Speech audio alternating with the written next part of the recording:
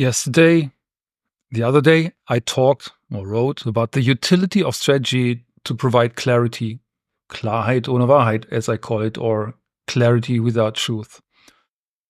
It's hard to achieve and a lot of thinking behind it. And behind that is an archetypical struggle that's been with us for as long as we try to understand and control our world.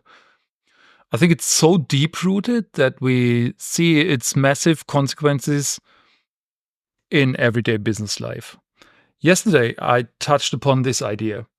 Even though we can't predict tomorrow, it's our responsibility to create clarity for those around us so they can move forward.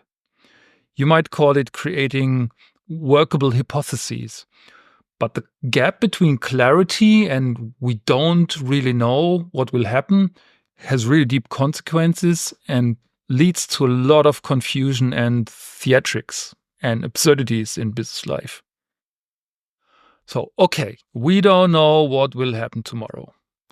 We might have a hunch, maybe a few things we're somewhat certain about, and guys like Jeff Bezos are really good in exploiting these certainties. But honestly, that's about it.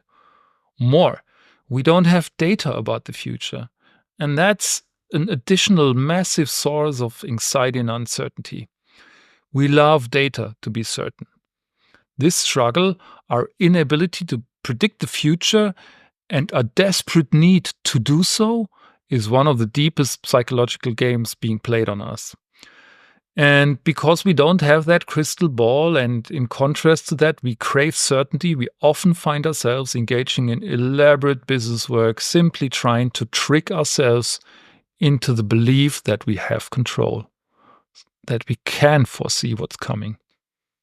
Example.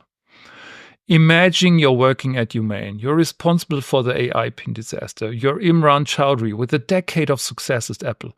Or you're Ken Kosienda, a pioneer, one of my heroes, who developed the first iPhone keyboard and wrote a whole book on how to deal with these complex problems and how the teamwork looks like and all that. So you have a gut feeling about the AI pin as a revolutionary product, just like then the iPhone was. And then it all goes damn south. Of course, with the benefit of the hindsight, we are all smart. We can see where things went wrong, where they could have dug deeper into risk assumptions. But even these brilliant minds couldn't predict that outcome. And now their company even seems to be for sale. But who would buy it now and why? This isn't just a minor misstep. It's a stark reminder of how profoundly wrong we can be, despite our best efforts. And that's what defines the drama between clarity and the uncertainty in the back of our heads.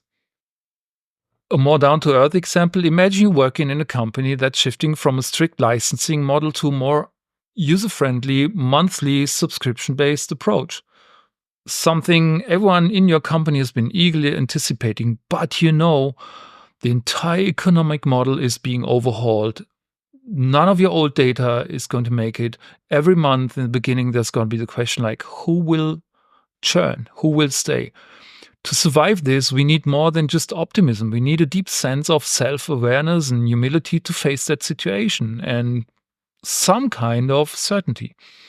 Or the next example, whatever you are probably working on right now, where your environment expects success from day one and wants a prediction. You've been through it before. Countless hours spent in planning, preparing, forecasting, projecting. Yet in the end, we still don't know. The business plan, a cool creative act of fantasy, but with a bit of bad luck, someone takes it literally.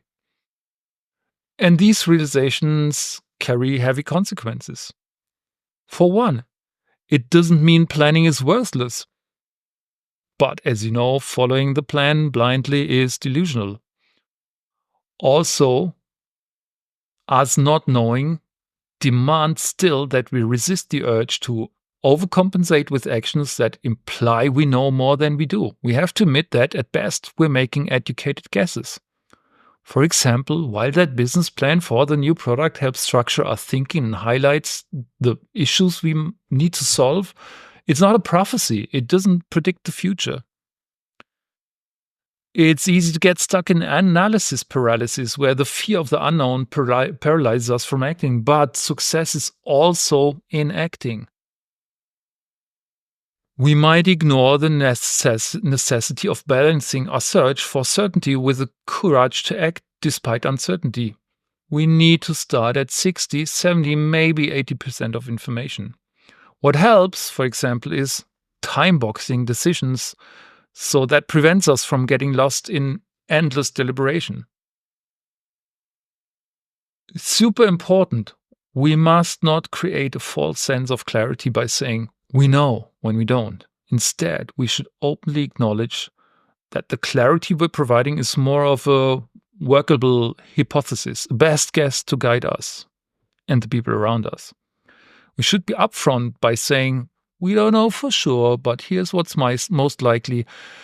And I did my work and my research, and here's what we need to do to make it more likely. Again, Klarheit ohne Wahrheit. We cannot offload, and that's super, super important, the burden of uncertainty onto others. The reality is that we're all in this together, and no one person is to blame for a potential failure.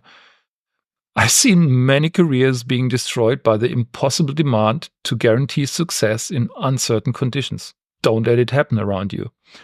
If you haven't already, read How Big Things Get Done to see how often large or complicated projects fail. It's even worse than you think, even if you think it's bad. So what am I saying? Don't fall into the trap of chasing certainty. It's a mirage most of the time. The cost of perfect information is too high economically to bear. Be clear that the clarity you offer is meant to improve the odds, not guarantee the outcome. Tell your team, we don't know for sure, but here's what we believe is most likely, and that's the path we're committing to. Make sure everybody understands the stage of the process. Are you gathering information? Are you making decisions right now? Are you executing already? So everybody knows where we are on that journey. At some point, you have to draw the line and make the leap. Be clear when that moment comes. Don't leave the people hanging in limbo. As they say, good art is abandoned, not completed or finished.